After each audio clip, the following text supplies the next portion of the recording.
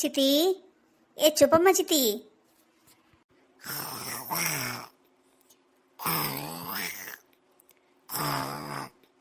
என்ன வீட்டில் ஏதோ வித்தியாசமா சத்தம் கேக்கு? ஏதோ புலிகிளி வந்துருச்சா? குனிஞ்சு பாப்போம் மேஜிக்கில் எதுவும் இருக்கான்னு. எதையும் காணுமே. பக்கத்துல கேக்கு. எங்க கேக்கு? ஹலோ, யாராவது இருக்கீங்களா? அம்மா எனக்கு பயமா இருக்கே. சாயங்காலம் நேரம் வேற ஆயிட்டு. எங்க அம்மா சின்ன பிள்ளையிலேருந்தே சொல்லுவா, ஏட்டி 6 மணிக்கு விளக்கேற்றினதுக்கப்புறம் அங்கே எங்கே போவாதே, முனிப்பாய்ச்சல் இருக்கு. நம்ம வீட்டு வேப்ப மரத்துக்கும் அந்த எதுக்கு இருக்கிற அந்த முனிசாமி கோயிலுக்கும் முனிப்பாய்ச்சல் இருக்கும்பா. நான் கேட்காம வந்துவிட்டேனே. இந்த சித்தி சுப்பம்மா சித்தி வேற எந்திக்க மாட்டுக்கா. கொர்ரு கொர்ரு சத்தம் கேக்கு.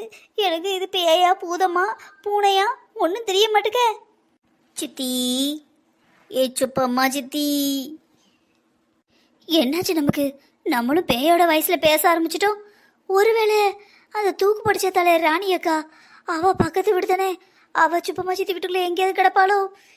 ஐயோ அம்மா, எனக்கு பயமா இருக்கே. ஏ ராணி அக்கா, என்னை ஒன்றும் செஞ்சிடாதே. நான் ஒன்றும் வரல. கொஞ்சோட உரமா இருந்தா வாங்கிட்டு போவேன்னு தான் வந்தேன். என்னையும் விட்டுரு. கடவுளே, என்னை காப்பாத்து. கந்தா, முருகா, கதிர்வேலா. ஐயோ, அந்த பாட்டு வேற ஏன் வர மாட்டேங்க. ஏதாவது ஒரு சாயம் பாட்டு பாடு. மாரியம்மா மாரியம்மா, யாருதுன்னு தெரியல. காளியம்மா, கப்பு சோயோ எம்மா. அந்த கந்த சஷ்டி என்னது? 5 கரத்தினி யானை முகத்தினி கந்த சஷ்டி கவசந்தனை. ஐயோ ஐயோ ஐயோ அம்மா. கடவுளே கடவுளை காப்பாத்து, கடவுளை காப்பாத்து, கடவுளை காப்பாத்து, கடவுளை காப்பாத்து. எப்பா சோடலை, எப்பா கருப்பசாமி, எல்லாரும் வந்து என்னை காப்பாத்துங்க. எல்லாரும் வந்து என்னை சுற்றி நின்றுக்கோங்க. எனக்கு பயமா இருக்கு. பேயா முனியா பூதமான்னு தெரியலையே. ஒரு மோகினி பிசாசா இருக்குமோ? ஏம்மா, என் வேலை ஏதோ நிக்க. எனக்கு பயமா இருக்கே. அம்மா, என்னது இது? காலில் ஏதோ மிதிப்படுது. தலகாணி கீழே விழுந்துட்டா. மெத்து மெத்துன்னு இருக்கு. நம்ம தலகாணில கல்லு மாதிரிலாம் இருக்கும். அடிக்கடி எச்சு பாத்ரூம் போக வேண்டியிருக்கு. வயசான காலத்துல இந்த தொந்தரவு வேற. சை, என்ன உருட்டுக்கட்ட மாதிரி இருக்கு. சித்தி, என்னாச்சு? ஏன் இப்படி விழுந்துட்ட? அடி தூக்குடி வந்து. என்ன சித்தி இப்படி உட்காந்துருக்க?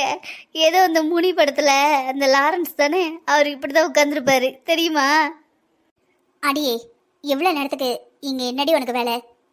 அது ஒன்றும் இல்லை சித்தி, திடீர்னு ஞாபகம் வந்ததா, பார்த்துட்டு போமேன்னு வந்தேன். யாரு நீ?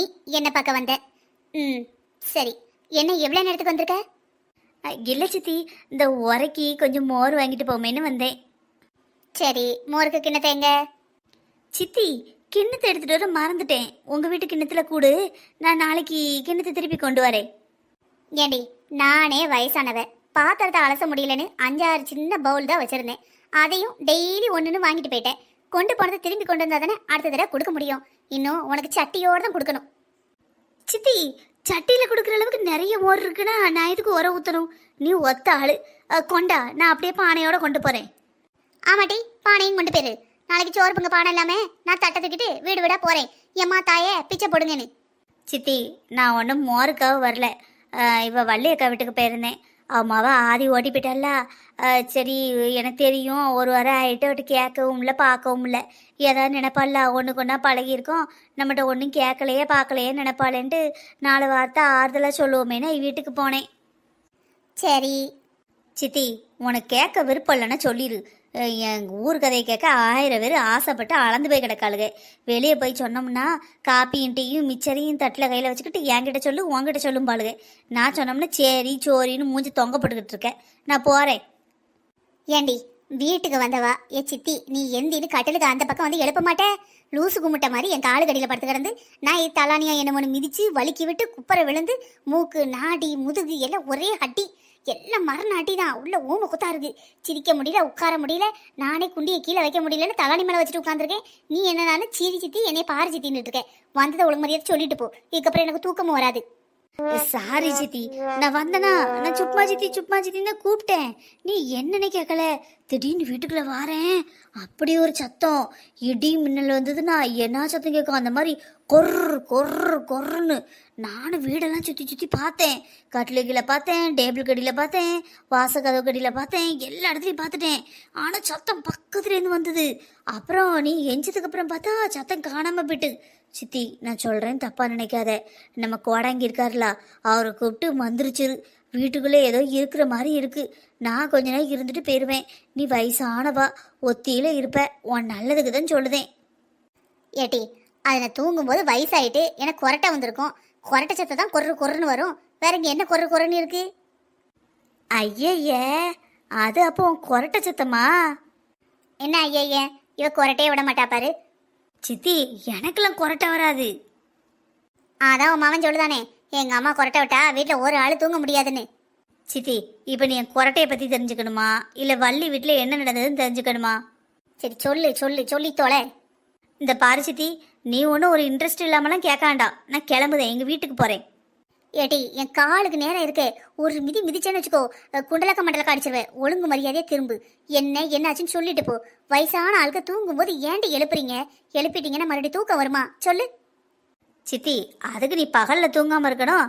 பகல்லையும் தூங்குத, ராவிலையும் தூங்குத, பின்ன எப்படி ராத்திரி தூக்கம் வரும்? பகலில் அங்கங்க நடக்கணும், அக்கம் பக்கத்தில் பேசணும். நீ சாப்பிட்டு சாப்பிட்டு தூங்கிக்கிட்டே இருக்க, பின்ன எப்படி நைட்டு தூக்கம் வரும்? சப்பா முருகா. சரி கேளு, நான் வள்ளியக்கா வீட்டுக்கு போனேன். வள்ளியக்கா மாப்பிள்ளை இருந்தாக. என்ன அப்படின்னாலுங்க, இல்லை ஒரு வாரம் ஆயிட்டு ஊருக்கு போயிருந்தேன், என் மாமியை பார்க்க போயிருந்தேன், அதான் வர முடியல, மனசு கஷ்டமாக இருக்கு அப்படின்னு. சித்தி, உனக்கு ஒரு கதை தெரியுமா? முத்தெல்லாம் வீட்டுக்கு பத்தலை, மருமோளை இன்னும் தாங்க தான் செய்தா. வள்ளியக்கால நல்லவான்னு சொல்லவா இல்லை கிழிச்சவாயின்னு சொல்லவான்னு எனக்கே தெரில. ஏன் விட்டாலினா, இப்படி யாராவது என் மவளை இழுத்துட்டு போயிருந்தாவன்னு வச்சுக்கோ, அதுவும் சம்மந்தம் பண்ண இடம்னு வச்சுக்கோ, என் மருமோளை ஆளை நான் பற்றி விட்டுருவேன். அவள் கூமுட்ட மாதிரி மருமோளை ஒன்றா வச்சிருக்கா. ஏன் சுவாமி, உனக்கு அவள் மருமோளை பிடிக்காதா?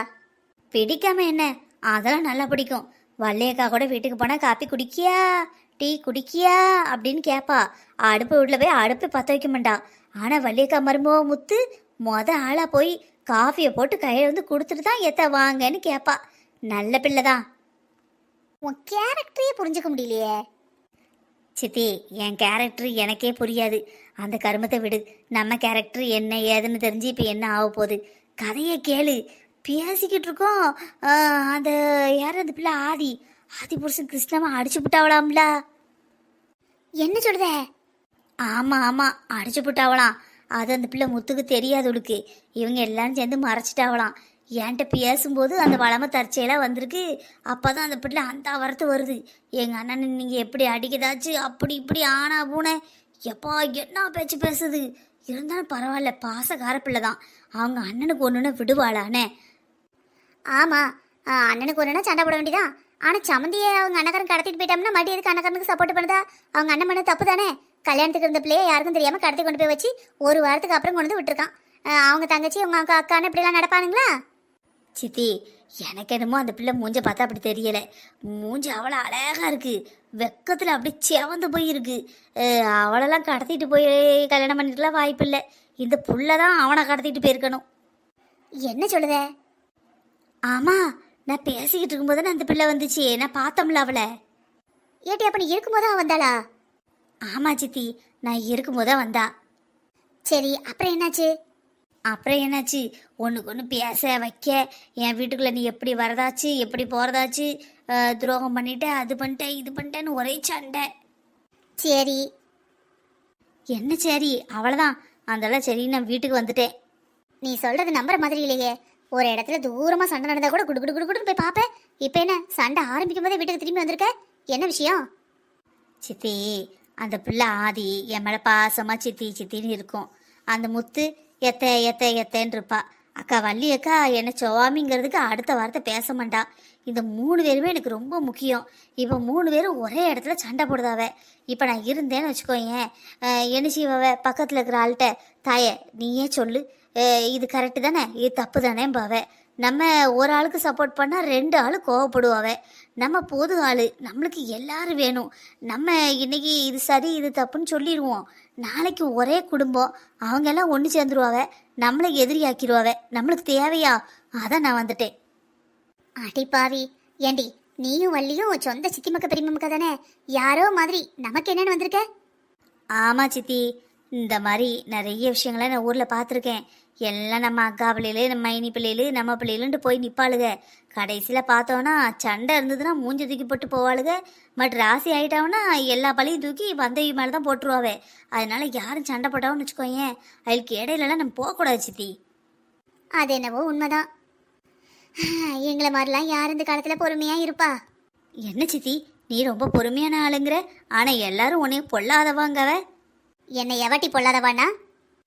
இல்லை, ஒரு சில பேர் சொல்லுதாவே, அவள் சுப்பம்மா கிளவிட்டு பேச முடியுமா, அவன் நாட்டாம பரில் பேசுவா, சட்டம்பள மரில் பேசுவா அப்படின்னு சொல்லுதாவே. அதான் கேட்டேன். என்னட்டி செய்ய, என் புருஷனுக்கு கல்யாணம் எடுத்த புதுசில் அவங்க அண்ணன், அவங்க அம்மா, அவங்க அப்பா, அவங்க தங்கச்சி அவைய தான் எல்லாம். அவங்க மைனிக்காரி நல்ல பணக்கார வீட்டிலேருந்து வந்தா, அதனால அவளை தாங்குன்னு என் மாமியா தாங்குவா. ஆனால் என் புருஷன் என்னை கண்டுக்கிடையே மாண்டாரு. இவர் உழைச்சி எல்லாத்தையும் கொண்டு போய் அவங்க அக்கா வீடு அண்ணன் வீடு தான் கொடுப்பாரு.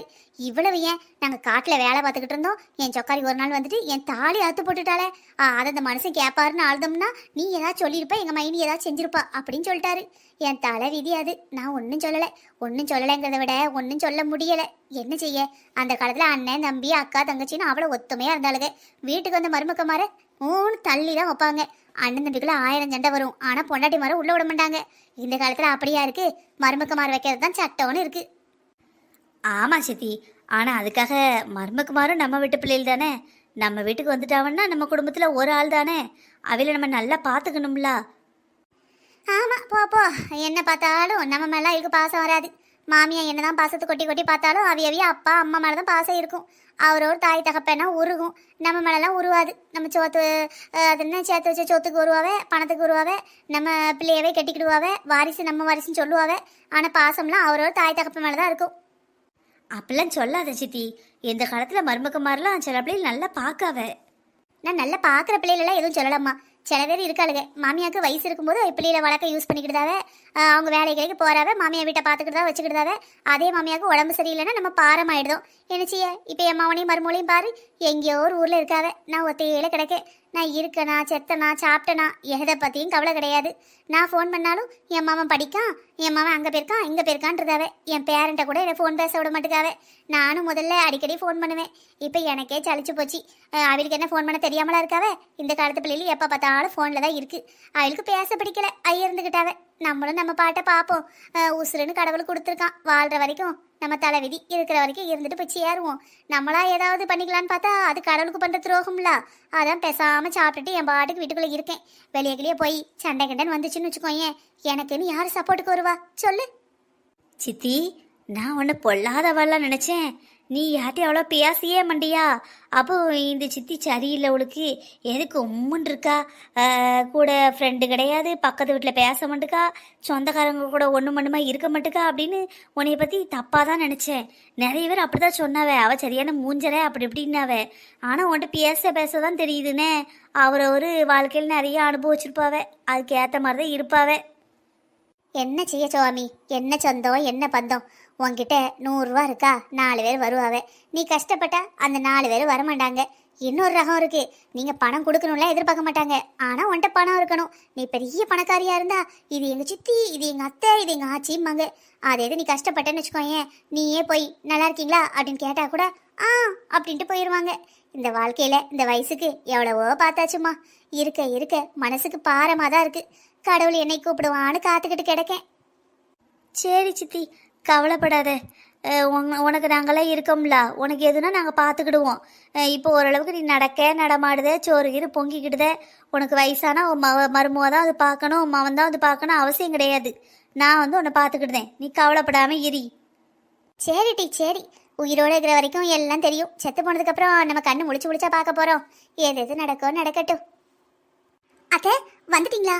உங்களை தான் தேடிக்கிட்டு இருந்தேன். ஆமாம்மா, உன்னை அங்கே விட்டேன்ல, எனக்கு நிற்கிறதுக்கு ஒரு மாதிரி இருந்தது. சரி, அப்போ டக்குன்னு நீ போயிட்டு வர்றதுக்குள்ளே நம்ம கோயிலுக்கு போயிட்டு வந்ததாலன்னு கோயிலுக்கு போனேன். நல்ல கூட்டம் இன்னைக்கு. ஆனால் சாமி தரிசனம் நல்லா இருந்ததுமா, மனசுக்கு திருப்தியாக இருந்தது. நானும் தான் அத்தை, கொஞ்சம் சீக்கிரம் வந்திருக்கணும், லேட் ஆயிடுச்சு, சாரிங்க அத்தை. இல்லைம்மா, இருக்கட்டும், உன் முகத்தை பார்த்தாலே தெரியுது. என்னாச்சு? அத்தை, அவங்க எல்லாருமே கோயிலுக்கு வரோன்ட்டாங்க. என்னம்மா சொல்ற?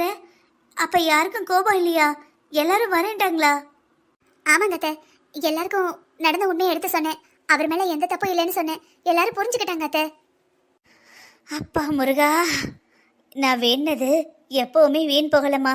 நான் இப்பந்தான் உங்க 6 பேர் பேர்லயே நல்லா அர்ச்சனை பண்ணிட்டு வந்தேன், என் குடும்பம் ஒத்துமையா இருக்கணும்னு. இப்ப பாரு, எல்லா பிரச்சனையும் முடிஞ்சிடுச்சு. சரி, அப்ப கோயிலுக்கு போக வேண்டியதெல்லாம் ஏற்பாடு பண்ணலாம். நீ ஒன்று பண்ணு, இதை எடுத்து பூஜை ரூம்ல வச்சுட்டு அதுக்கப்புறம் என் ரூம்க்கு வா. உனக்கு கொஞ்சம் பொருள்லாம் வாங்க வேண்டியிருக்கு. எதுக்கு அத்தை? அது ஒன்றும் இல்லைம்மா, அன்னைக்கு கிருஷ்ணனும் நானும் உனக்கு சுடிதாரு நைட் ட்ரெஸ் தானே எடுத்தோம். சாரீஸ் எதுவும் எடுக்கலை. நாளை கோயில் போகிறோம்ல, அதான் நீ சாரீலாம் கட்டுவல்ல. உங்களுக்கு சாரி கட்டணும்னா நான் கட்டிக்கிறேன் அத்தை, அது ஒன்றும் பிரச்சனை இல்லை. இங்கே பாருமா, நம்ம காலையில் ஒரு 4 மணிக்கே வீட்டிலேருந்து கிளம்ப வேண்டியிருக்கோம். 4 மணிக்கே வா? ஆமாம்மா, நம்ம போயிட்டு கடலில் குளிக்கணும், அதுக்கப்புறம் 4 கிணறுல குளிக்கணும், அதுக்கப்புறம் முருகனை தரிசிக்க போகணும். உங்கள் மாமா அடிக்கடி சொல்லுவார், கோயிலில் அந்த சிறப்பு தரிசனத்துக்கெல்லாம் அமௌண்ட்டு கொடுத்து தனியாக போவாங்கல்ல, அதிலெல்லாம் போய் கும்பிடக்கூடாது. கடவுள் முன்னாடி நம்ம பணக்காரங்க பணம் இருக்குன்னு காட்டக்கூடாது. எல்லாரும் எப்படி போகிறாங்களோ அந்த பொது வழியில் போய் தான் சாமி கும்பிடணும்னு சொல்லுவார். அதனால் எப்போவுமே நாங்கள் சாமி கும்பிட்டு வரவே லேட் ஆகிடும். அதனால் போகிறப்ப சுடிதார் வேணால் போட்டுக்கோ. குளிக்க வைக்க ட்ரெஸ் மாற்ற உனக்கு ஈஸியாக இருக்கும். அதுக்கப்புறம் புடவை கட்டிக்கோ.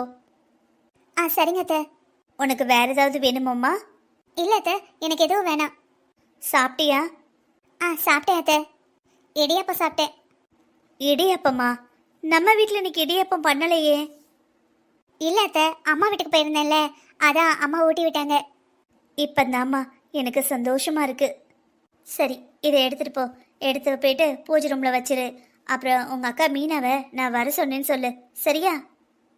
சரிங்க அத்தை, நான் சொல்கிறேன். பூரணி, எங்கடி இருக்க? நீ வீட்டை விட்டு போய் 10 நாள் ஆகுது.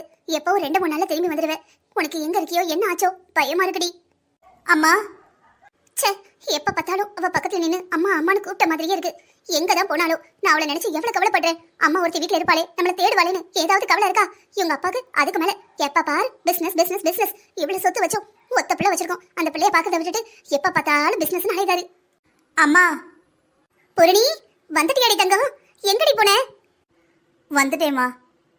சொல்லாம கொல்லாம எங்கடி போன? உனக்கு எங்கெல்லாம் தேடினேன் தெரியுமா? எப்ப ஃபோன் பண்ணாலும் நாட் ரீச்சபிள். போனை வேற ஸ்விட்ச் ஆஃப் பண்ணி வச்சுட்டேன். என்னதான் நினைச்சுக்கிட்டு இருக்க? உன்னை தேடி இங்க ஒருத்தி நாயா பேயா சுத்துவேன்னு தெரியுமா தெரியாதா? அம்மா, நான் என்ன சின்ன பொண்ணா? போனா திரும்பி வர மாட்டேனா? நீங்க எதுக்கு நினைச்சு கவலைப்படுறீங்க? சின்ன பொண்ணு காணாம போனா கூட கொஞ்ச நேரத்துல விளையாண்டு வீட்டுக்கு வருவான்னு சொல்லலாம். வயசு பொண்ணு காணாம போனா நெருப்புல அப்படியே வயிற்று கட்டிக்கிட்டு இருந்த மாதிரி இருக்கு. என்னம்மா புதுசா டயலாக் எல்லாம் மாத்துறீங்க? வயிற்றுல நெருப்பு கட்டிக்கிட்டு இருந்த மாதிரி இருக்குன்னு சொல்லுவாங்க. நீங்க என்ன நெருப்புல வயிற்று கட்டிக்கிட்டு இருந்தேங்கிறீங்க? ஆமாண்டி, அப்ப நான் சொல்றத வச்சு தெரிஞ்சுக்கோ. வயிறு ஃபுல்லா நெருப்பு கட்டிக்கிட்டு இருந்தா எப்படி எரியும்? அந்த மாதிரி எரியுது. சாப்பிட முடியல, தூங்க முடியல. பிள்ளைக்கு என்ன ஆச்சோன்னு ஒரே பயம். சரிடி, உன் முகம் ஏன் இப்படி இருக்கு? எப்படி இருக்கு? இல்ல, ஏதோ குடி முழுகின மாதிரி உம்முன்னு இருக்கியே, அதான் கேக்குறேன். ஏமா, உனக்கு நிஜமாவே தெரியாதா நான் ஏன் இப்படி இருக்கேன்னு? பூரணி, எனக்கு புரியுதுடி. சின்ன பிள்ளைலேருந்து நீ என்ன ஆசைப்பட்டாலும் நாங்க உடனே வாங்கி கொடுத்துருவோம். இன்னைக்கு கிருஷ்ணா உன்னை விட்டுட்டு அந்த ஆதியை கல்யாணம் பண்ணதுனால தானே நீ இவ்வளவு சுகமா இருக்க. சரி விடுடி, அவனுக்கு உன்னை கல்யாணம் பண்ணிக்க கொடுத்து வைக்கல. உன் அருமை தெரியாதவன். அம்மா, ஒரே ஒரு விஷயம் தாம்மா என்னால தாங்கவே முடியல. என்னை விட அந்த ஆதி எதுல மேல போயிட்டாமா? அழகுலையா, அறிவுலையா, படிப்புலையா, டேலண்ட்லையா? எதுலம்மா நான் அவளை விட குறைஞ்சு போயிட்டேன். என்னை ஏமா ரிஜெக்ட் பண்ணிட்டு அவளை கல்யாணம் பண்ணிக்கிட்டாரு. இங்க பாரு பூரணி, காதல் கல்யாணம் இதெல்லாம் தகுதி பார்த்து யாருக்கும் ஆசையோ விருப்பமோ வர்றதில்லம்மா. ஒருத்தவங்களை பார்த்த உடனே இவங்க தான் என் மனைவி, இவங்க தான் என் கணவன் தோணும். அதுக்கு எந்த தகுதியும் தேவையில்லைம்மா. நீங்க சொல்றது சரிதாம்மா. ஆனா நான் எவ்வளவு ஆசையா இருந்தேன், அவர் மேல எவ்வளவு அன்பா இருந்தேம்மா. நான் அவரை நேசிக்கிற அளவுக்கு எந்த பொண்ணாலையும் நேசிக்க முடியாது. ஏன் அந்த ஆதியால கூட அவரை அந்த அளவுக்கு விரும்ப முடியாதுமா. ஆனா என் மனசை அவரை புரிஞ்சுக்கவே இல்லைல்லம்மா. ஏம்மா என் காதல் அவருக்கு ஏமா புரியல? ஏதோ ஆண்டாள் பாடுவாள்ல, கடவுளை நினைச்சு உருகி உருகி ஆனா கடவுள் நேர்ல வர்றதே இல்லை. அதே மாதிரி என் வாழ்க்கை ஆகும்னு நான் நினைச்சு கூட பார்க்கலம்மா. நாங்க 2 பேரும் எவ்வளவு சந்தோஷமா வாழ்வோம், எவ்வளவோ நிறைய குழந்தைங்க பெத்தப்போம், சந்தோஷமா இருப்போன்னு நிறைய கனவு கண்டேம்மா. எல்லாமே பாலா போச்சும்மா. சரிடி தங்கம், கவலைப்படாத, எல்லாம் சரியாயிடும். சரியா? அந்த கடவுள் இருக்கா. இவனை விட நல்லவனா, இவனை விட நல்ல ஒரு ராஜகுமார மாதிரி ஒரு பையன் வருவான். அவன் உன்னை தாங்குன்னு தாங்குவான். நீ சொல்றதே வேத வாக்குன்னு இருப்பான். நீ கவலைப்படாம இருமா. உனக்காக அப்பா அம்மா எப்படி இருக்கமோ அதே மாதிரி உனக்காகன்னு ஒருத்தன் வருவான். அது வரைக்கும் காத்துருடா. என்னால தாங்கவே முடியலம்மா. அந்த ஆதி அவரை பிடிக்கல இருந்தனம்மா சொன்னா, பின்ன எப்படிம்மா 2 பேரும் கல்யாணம் பண்ணிக்கிட்டாங்க? இங்க பாருமா, நான் சொல்றேன்னு தப்பா நினைக்காத. அவருக்கு கல்யாணம் ஆயிடுச்சு. நீ விரும்பினாலும் விரும்பாட்டாலும் அதை நீ ஒத்துக்கணும். எவ்வளவு சீக்கிரம் ஒத்துக்கிறியோ அது உனக்கும் நல்லது, அவங்களுக்கும் நல்லது. அம்மா, அந்த கிருஷ்ணா என்கிட்ட பேசும்போது என்னைய லவ் பண்ற மாதிரியே இருந்ததும்மா. நான் என்ன பண்ணாலும் பாராட்டுவான், என்ன சொன்னாலும். இப்ப சில நேரம் நான் சோகமா இருந்தேன்னு வச்சுக்கோயேன், என்னை சிரிக்க வச்சுட்டு தான் மறு வேலை பாப்பாம்மா. அதனாலதான் எனக்கு அவனை பார்த்தோன்னே ரொம்ப பிடிச்சது. ஆனா அவன் என்னை ஏமாத்திட்டாம்மா. என்னடா பண்றது, நிறைய பசங்களுக்கு இந்த பொண்ணுங்களோட உணர்வுகளோட விளையாடுறதே வேலையா போச்சு. ஆனா அவனும் அப்படிப்பட்டவனா இருப்பானே அம்மா நினைக்கவே இல்லை. இவனை பத்தின உண்மை எல்லாம் தெரிஞ்சிருந்தா நான் இவனை மாப்பிள்ளை கிட்டே போயிருக்க மாட்டேன். ஏதோ என் ஃப்ரெண்டோட பையனாச்சே நினைச்சேன். ஆனா அவனோட உண்மையான ரூபம் இப்பதானே தெரியுது. அம்மா, கிருஷ்ணாவை பத்தி எதுவும் தப்பா பேசாதம்மா. கிருஷ்ணா மேல தப்பு இல்லை. அந்த ஆதிதான் கிருஷ்ணாவை மயக்கி எதோ பண்ணி அவரை என்கிட்ட இருந்து பிரிச்சுட்டாம்மா. அவ தான் ஒரு திமிர் பிடிச்சவ. அவளுக்கு இவ்வளவு திமிரு இருக்கவே கூடாதுமா. அவளுக்கெல்லாம் திமிர் இருக்கிறதுக்கு எந்த தகுதியும் இல்லம்மா. இங்க பாருடி, நம்ம எதுக்கு அவங்கள பத்தி பேசணும்? அவங்க 2 பேருக்கும் கல்யாணம் நடந்துச்சு. ஒருத்தவங்களோட தகுதியை பத்தி பேசுறதுக்கு நம்ம யாரு? நம்ம வேலையை பார்ப்போம். உன் எண்ணத்துக்கே நான் வரேன். நீ தான் சொல்றல அவளுக்கு தகுதியே இல்லைன்னு. அப்படி தகுதி இல்லாதவளை பத்தி நம்ம எதுக்கு பேசணும்? விடு, மனசுல இருந்து தூக்கி போடு. கண்ட குப்பையும் மனசுல வைக்காத.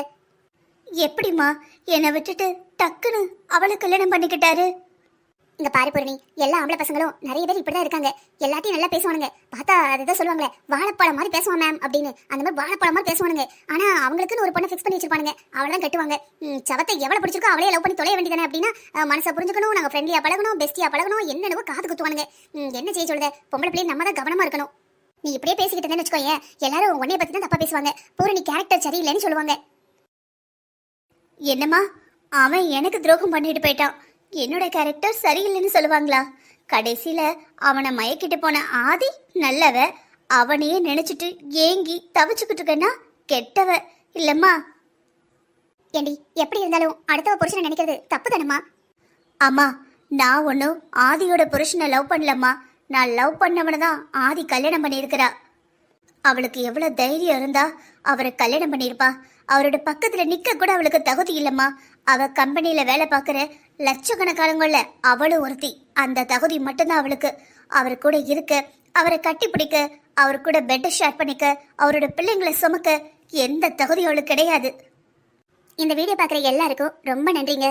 நீங்க நான் நினைச்சே பார்க்க முடியாத அளவுக்கு நிறைய அன்பை எங்களுக்கு கொடுக்குறீங்க. இந்த அன்பை நாங்க எதிர்பார்க்கவே இல்லை. இந்த அன்பும் ஆதரவும் எங்களுக்கு கடைசி வரைக்கும் வேணும். உங்களுக்கு தமிழ் பொக்கிஷம் ஸ்டோரிஸ்ங்கிற நம்மளோட சேனல்ல வர கதைகள் பிடிச்சிருந்ததுன்னா மறக்காம வீடியோக்கு ஒரு லைக் கொடுங்க. நீங்க எல்லாரும் லைக் கொடுக்கறப்பதான் இந்த வீடியோ நிறைய பேருக்கு யூடியூப் காட்டும். அதன் மூலமா தான் எங்களோட சேனலுக்கு நல்ல ஒரு ஃபேமஸ் கிடைக்கும். மக்களே, இந்த கதை பிடிச்சிருந்ததுன்னா கமெண்ட் பண்ணுங்க. நீங்க இது வரைக்கும் நம்ம சேனலை சப்ஸ்கிரைப் பண்ணலனா சேனலை சப்ஸ்கிரைப் பண்ணுங்க. அப்படியே காஸ் ஹாப்பி ரிட்டர்ன்ங்கிற நம்மளோட இன்னொரு சேனல்லையும் கதை கேளுங்க. கதை பிடிச்சிருந்ததுன்னா கீழே பிடிச்சிருக்குன்னு கமெண்ட் பண்ணுங்க. நீங்க இது வரைக்கும் சேனலை சப்ஸ்கிரைப் பண்ணலனா, நம்ம கதைகள் பிடிச்சிருந்தது நீங்க தொடர்ந்து கேட்கணும்னா நம்ம சேனலை சப்ஸ்கிரைப் பண்ணுங்க. தினமும் காலையில 9 மணிக்கு சேனல்ல புது புது வீடியோக்கள் வரும். நீங்க நிறைய பேர் சப்ஸ்கிரைப் பண்ணி லைக் அண்ட் கமெண்ட்ஸ் பண்ணாதானே எங்களுக்கும் நிறைய வீடியோ இல்ல ஒரு 30 மினிட்ஸ் 40 மினிட்ஸ்னு வீடியோ போடணும்னு ஆசையா இருக்கும். அப்புறம் சொல்ல மறந்துட்டேன், கிருஷ்ணா தம்பி எவ்வளவு நல்லவரா இருக்காரு. நாங்க தான் தப்பா புரிஞ்சுக்கிட்டோம். இதுக்கப்புறம் எங்க 2 குடும்பமும் ஒண்ணுக்குள்ள ஒன்னா இருக்க போறோம். இந்த பூரணி தான் என்ன பண்ண போறான்னு தெரியல. சரி பாப்போம், கடவுள் ஒருத்தர் இருக்கான், நம்மள கைவிட மாட்டான். எங்களை பொறுத்த வரைக்கும் எங்க அண்ணா தமிழ் பொக்கிஷம் ஸ்டோரிஸ் மட்டும் இல்ல, நிறைய யூடியூப் சேனலுக்கு கடவுள்னா பாக்குற நீங்க தான். ஆமாங்க, நீங்க தான் சப்ஸ்கிரைபர். நீங்க வந்தா மட்டும்தான் எங்களோட முன்னேற்றம் இருக்கும். நிறைய சேனல்ல சொல்லக்கூடாது, இருந்தாலும் தப்பான சேனல்ல கூட நிறைய சப்ஸ்கிரைபர் இருக்காங்க, நிறைய சப்போர்ட் பண்றாங்க.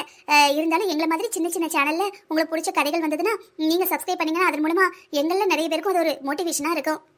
சரிங்க மக்களே, நாளைக்கு கதையில பாப்போம். இன்னைக்கு கதை பிடிச்சிருந்ததுன்னா மறக்காம லைக் பண்ணுங்க. கதை எப்படி இருக்குன்னு கமெண்ட் பண்ணுங்க.